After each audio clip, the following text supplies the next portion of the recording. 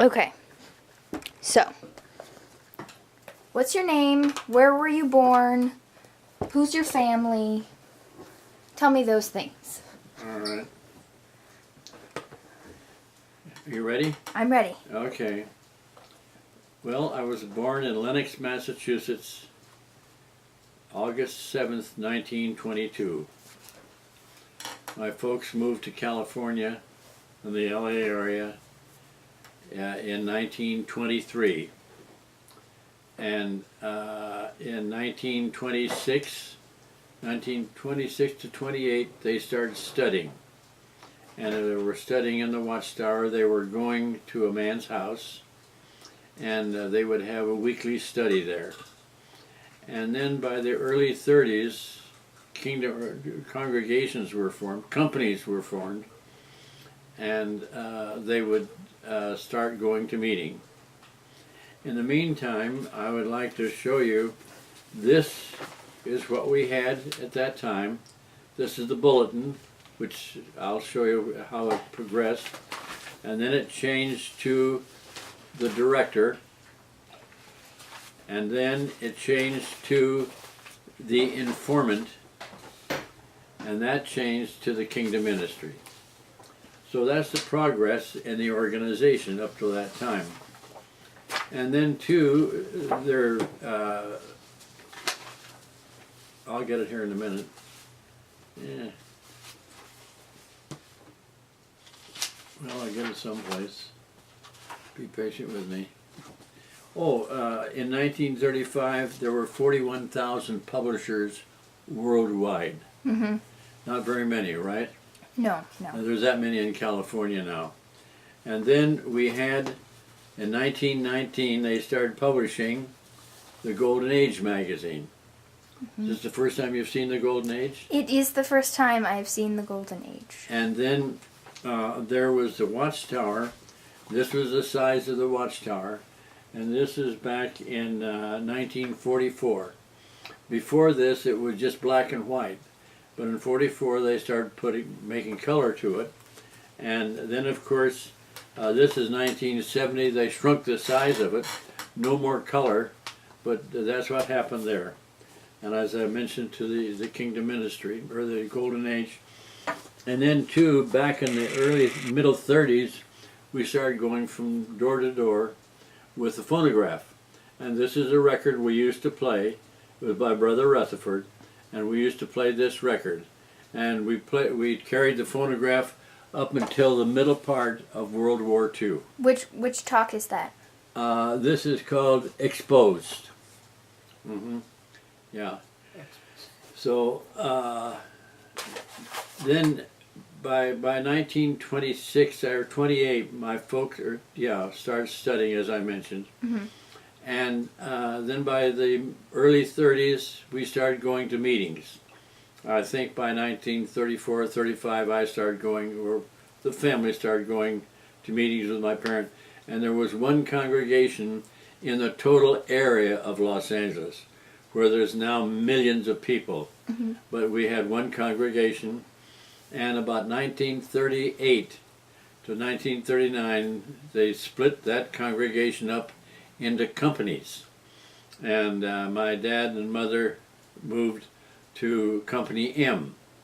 And then finally, they moved into the Watts congregation. My dad was a company servant in Watts back in the late 30s until 1940. And most of this time we lived in Bell, California. We moved from Los Angeles in the late 20s into Bell and lived in Bell. Well, my folks moved out of there in 1940. I moved out of there in 1948. And from there I moved to Chico, California, and from there into Sacramento, or into Fresno. And it was there, and now I'm here. I've only been here about 35 years. But that's pretty much my history of my life. My grandmother started studying about the same time that my mother and dad did, in the late 20s and early 30s. And by the middle 30s, all five of us children were around, and we grew up in the truth. Went to various congregations. There was my grandmother, my dad, myself, your dad, and you. And is there another generation? I think there is another generation. I think there's 6 generations that have been in the truth. So what else do you want to know? Okay, so what year did you get baptized? 1937. I was 15 years old. When how did your family get the truth? Did somebody meet them door to door? Yes, there was some people that lived near my folks. They lived in a little town of Maywood, which was right next to Bell, and they witnessed to my folks, and they're the ones that got them started going to this meeting, and pretty soon they left the truth. Oh, wow. Eventually. But this was early on. There were a lot of changes from as I mentioned earlier, witnessing really didn't get started until 1919, when the governing body was formed and the new organization was formed. So things were changing and moving ahead. And but these folks got the folks interested in the truth, and they finally left. And but mom and dad continued on, and so that was pretty much it.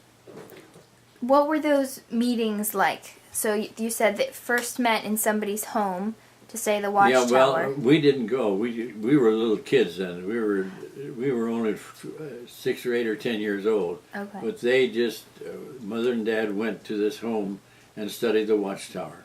And then after that? Then after that, we went to the old L.A. congregation, which was downtown Los Angeles, in the Trinity Auditorium. They rented an auditorium from a big hotel.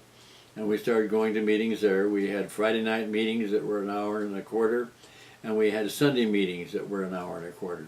Our Watchtower study Sunday was an hour and a quarter. And the Friday night meetings were service meetings. And that's when we had the informant.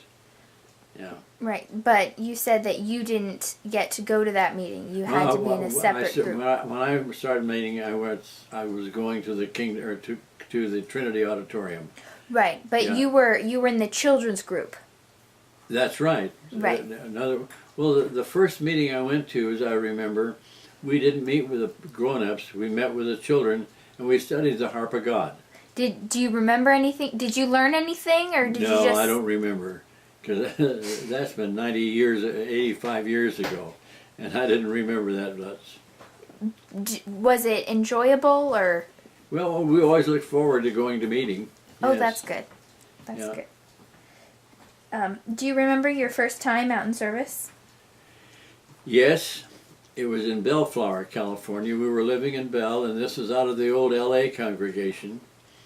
And my first experience was with the testimony card and with a booklet. And you handed the person the testimony card to read. If they liked it, they would ask you for the bulletin or for the booklet, and then you'd walk on to the next house. But I was about 10 years old then. Mm-hmm. Yeah. Who were you with? Did you? My dad and another brother, Brother Kennard, and he was of the Anointed. Oh. Mm-hmm. So, we've had so many different preaching methods as we've been studying in the God's Kingdom Rules book.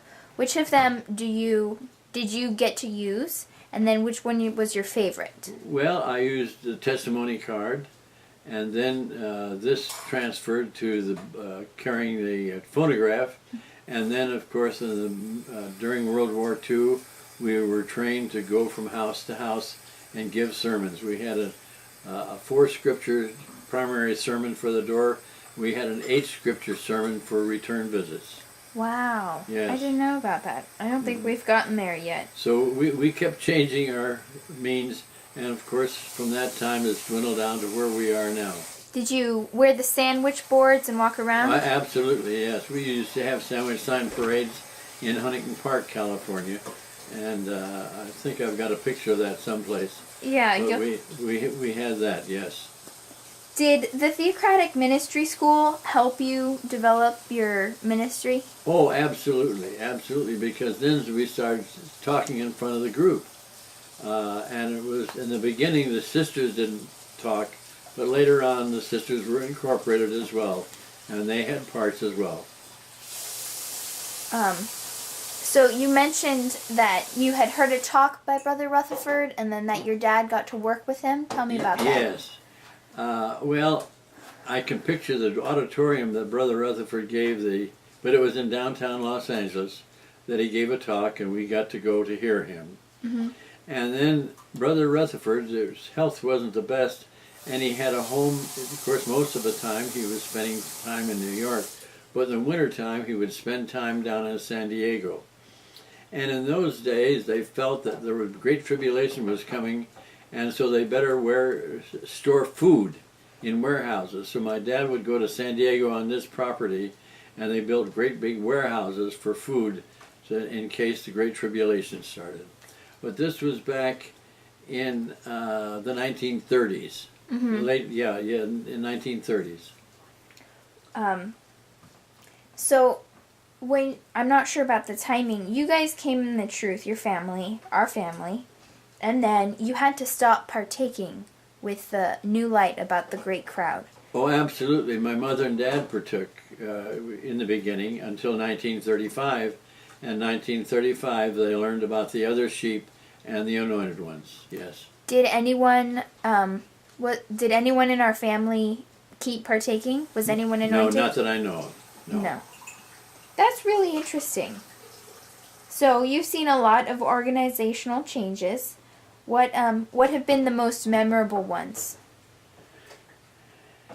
Well, I remember when they eliminated the old LA congregation and started having smaller congregations and more convenient to the brothers and sisters, so they wouldn't have to travel as far. Because when we went to the LA congregation, we had to drive all the way through the town of Los Angeles, which took a half an hour, 45 minutes, and because we lived out in the suburbs. But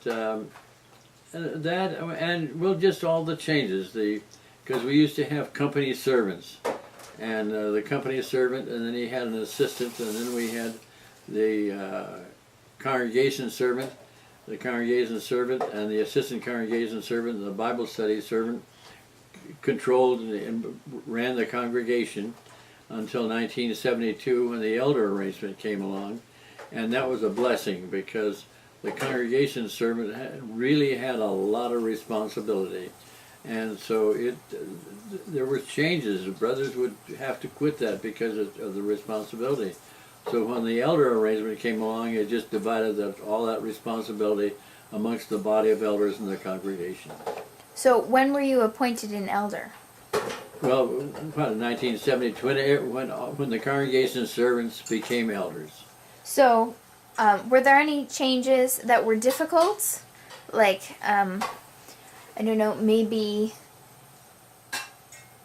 some changes that we've had with, I don't know, anything, because I feel like every year there's something different, changing the meeting, going from 3 meetings a week down to 2. Yes. Were any of the changes that have happened over these 90 years difficult? Well, no, because the old days we used to have the book study someplace in the area where we lived, the congregation service meeting, and then the Watchtower study. And in early days we didn't have talks at the Watchtower study. They didn't start I think until maybe during or at the end of World War II. And then we started having an hour talk before the Watchtower study. And now, as you know, we're down to a half hour. But our other meetings, well, we used to have the theocratic school and the service meeting all at once, and that was about a 2 or 2.5 hour meeting. And now we're down to an hour and a half for the whole evening. So yes, there's been a lot of changes and consolidations, I think. So we weren't tied up so much. Well, as I say, we used to have a book study during the middle of the week, so we had 3 meetings a week, and now we just have 2 meetings a week. What about, like some of the understanding of prophecy or those types of changes? Was any of it hard for you to accept or understand, or did you always just feel? No, being in the truth, we just accepted the changes, and they always made good sense. It just made it was easier, and as I say, easier to understand, and it was easy to accept when we had these changes. It's like when they eliminated everyone partaking of the wine and bread, and getting down to the other sheep, the Jonadabs is what they call them. Pop wants to know if you ever met any members of the governing body, and who. Yes, I don't remember. Back in 1966, I had the privilege of going to elder school in Brooklyn, New York. And there were a couple of the governing body that were our teachers. I don't remember their names. I think some of those are dead now, because that's been 40 years ago. And yes, got to meet them and talk to them. What about more recently? About what? More recently? No. No. No. I heard that you were in elder school last week. That's amazing. Yes. How many times have you been to school? Well, since 1966, I don't know, 4 or 5 times. Yeah, and you got to go with Grandpa. Yes. And you've done that before? The last time you went? With Grandpa? Yeah, you went together? No, I don't think so. I went with brothers in our congregation. Oh, okay. It just happened that we were assigned there at the same time, and it worked out good that I went with Dan. Did you enjoy it? Oh, absolutely, yeah. Well, I didn't make all 4.5 days. I got too tired. I missed Wednesday, but I got to go the rest of the time. That's great. That's amazing. Yeah. I mean, I know the young brothers in our hall just went a couple months ago, and they said that it was exhausting, but absolutely fantastic. Yes, it was. What is your favorite Kingdom melody? Well, I don't know. Well, I mean, we have so many. Yeah. And then you've seen the songbook change so many times. The one I enjoy is We're Jehovah's Witnesses. Yeah. That always strikes it. I don't remember the rest of them. There's been too many. Yeah. And now we have a new songbook that's different than some of our older songbooks. Yeah, I've got some of the old songbooks that go back into the 30s. Yeah. What are you most looking forward to about the New World? About the new book? No, about Paradise, about the New World. Living in a perfect condition, living with good health, not getting old, but enjoying life as a young person. As a young person. What Bible characters do you want to meet? What? What Bible characters do you want to meet? I didn't get... What? What Bible characters would you like to meet? I'd like to meet Noah and see what he went through during the flood, and talk to him about what happened beforehand and what happened afterward.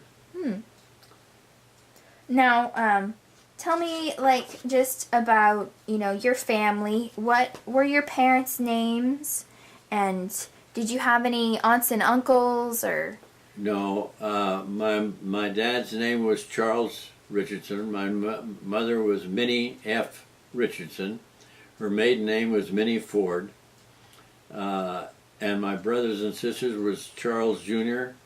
And then I was second in the family, Joseph Richardson, and then Ruth Ellen, and then Nellie Hilda, and then Earl Farnell, my brothers and sisters. But you didn't call him Earl, right? We called him Pete. You called him Pete. You didn't have any aunts or uncles? In the truth? No, just at all. Oh yeah. But my dad had 2 brothers, but they were in New York. So they came out to California to visit many years ago. I got to meet them. But other than that, not. But my mother had a brother and a sister, and her sister lived in the area of Bell, so we got to meet her. Her name was Nellie, Aunt Nell. Well, she married 2 or 3 times. I don't remember the names. Yeah. What were your grandparents' names? George Richardson and Ruth Richardson. Okay. Ruth.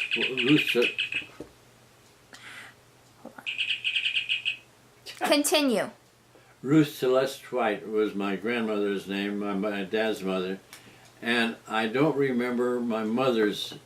My grandfather on my mother's side died back in the 1930s, so we just got to meet my grandmother. I forget her name. She was out in California once where we met her. So, let's see. What was the next one I wanted to ask you? Oh, what was your first job? My first job? Yeah. Well, let me think. Didn't last too long. Well, my early job, I worked for a Staff and Stone company. Southwest Staff and Stone Company. What did you do? Well, we made molding for inside of houses, ceiling molding, and we also made cast cement bullnose pieces for swimming pools. Huh. Okay. When did... That ran out during World War II, and I went to work for American Pipe and American Pipe Construction. No. Yeah. Have you always been in sales? Well, early on, no. I didn't get into sales until, I guess, World War II. Yeah, 1943, 44. So when did Dorothy start studying? Well, back in the 30s, because my mom and dad would pick her up with the rest of the family, and that's when Dad was a company servant in Watts, and she would go with us then. But this was back in the late 30s. And then when did she get baptized? I don't remember. No. When did you get married? In January of 1942, I think. So how old were you? 19. You were, and she and was... she was 18. She was 18. So you lived in Bell until... 1948. And then you moved to Chico. No, moved to Downey. It was in Downey until 1957, and moved out of Downey to Chico. So when did you have your kids? Well, Dan was born, I think, in 43, and Jim was born in 44. So so they were already teenagers when you moved to Fresno. Oh yes, yes. Yeah. What did you enjoy Fresno? Did you ever want to go back to LA? No, no. Matter of fact, LA was getting to be a real rough place to live in when I left there in 1957. Traffic was bad. It was just getting to be a hard place to live in. So never had a desire to move back to LA. Why did you move to Sacramento? Well, the company had transferred me to Colorado, to Denver, Colorado, in 1977, and I covered 425,000 square miles of territory. I covered Montana, Wyoming, Colorado, and Utah. And I was up in Idaho one day having lunch, and it was 5 below zero. So it was difficult to adjust to that weather back there, and I had an opportunity to take retirement. The company set up a policy that I was old enough and been with them long enough to take retirement. So I took retirement and moved back to Sacramento. And the reason I moved here, my mother was alive, and my 2 sisters lived here. So I moved back to where I had family. So where did you retire from? Where had you been working? Morton Salt. Oh, after that, I worked here 5 years for parcel service, Valley Parcel Service. And Jean got me that job, or Jean's daughter got me that job. I worked until I was 64. Wow. That's pretty good. Mm-hmm. Do you remember when my dad was born? Yeah. What was he like as a kid? Well, he grew like mad, and he and his and Jim also. They were within a year of each other, and they ate us out of the house at home. They ate like pigs, but we grew up. Well, they grew up in in Downey, and Chico and Fresno. But no, they were just normal boys going to school. What about my dad, Micah? Well, your dad was when he started pioneering early. Well, I think he started. We had a brother, it was Sharon Davidian in our congregation, and Dan was close to Sharon. Matter of fact, Dan I think worked for Sharon for a while, and encouraged him. So Dan started pioneering when he was 17 or 18 years old. Yeah. I just met him. I just met Sharon Davidian. Oh, did you? Yeah, at the Cow Palace. Oh, okay. Yeah, we had convention, and he had come down to go to the convention with his family or whatever. Yeah. And I just met him. Well, Sharon is the one that really got me going, because up until that time, I would get to the meetings part of the time, and I'd get an hour in service during a month when the boys were small, and I was traveling quite a bit with my job. And when we moved to Chico in '59, Sharon grabbed a hold of me right away, and I was the magazine servant, and then I was the account servant, and pretty soon I was the assistant congregation servant. And then they kicked me out. I was a congregation servant when they formed a new congregation in one of the towns. Yeah, in Fresno. Yeah. So, so you retired in 1977? Yeah. Yeah. No. Well, I retired from Morton in 64 I retired. Oh, in 64. Yeah. So you were already living here, and yes. And then. Well, I retired from Morton I'll take it back. I retired from Morton in '79. Oh, okay. Yeah, when I moved here. Oh, okay. So my dad, Micah, was already born. Oh yes. And living here. Well, yeah, he was married and grown up when I retired. No. In 77, 79? No, he was born in 72. Yeah. 71. 79? Oh, I guess the boys went to school here. Yeah. Yeah. Yeah. What was Micah like as a kid? Or like I know he said my dad said that you taught him to drive. Oh, Micah? Uh-huh. Oh, I didn't remember that. No? No. No. What was his brother like? His little brother? Mm-hmm. Well, he wasn't very old when he died. He was about 5 or 6 years old, and he was kind of sickly. Mm. Yeah. Yeah, when did he die? Late 70s, early 80s. Yes, I remember. Early 80s. As a matter of fact, he died in our house. Really? Yes, and as I remember, the mortician came, or the people came and picked his body up. No, not in our house. We were over at Dan's house, and he died in Dan and Linda's house. Mm. And then they just left it. I stayed by the body until the morticians came and picked the body up. Mm. Mm-hmm. Was he, what was he like? Was he like my dad? Were they similar in personality? Well, I don't know. I wasn't around him that much. Oh. Yeah. As I say, he was only 4 or 5 or 6 years old, maybe 6 years old. Yeah. Yeah. Yeah. Because my dad was only 11 or 12.